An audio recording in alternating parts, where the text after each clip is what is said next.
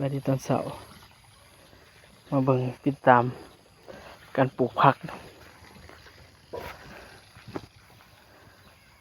นี่มันขึ้นแล้วกำลังขึ้นตัวนี้กำลังแตกกำลังออก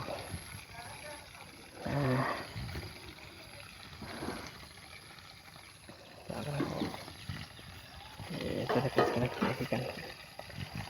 นี่เป็นผักบุ้งเนาะแล้วมันแตกกำลังเขียวงาม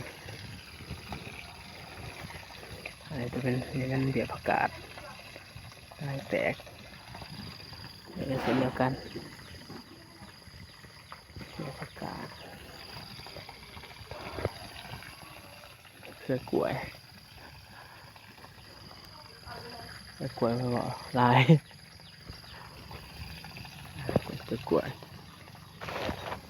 ผัก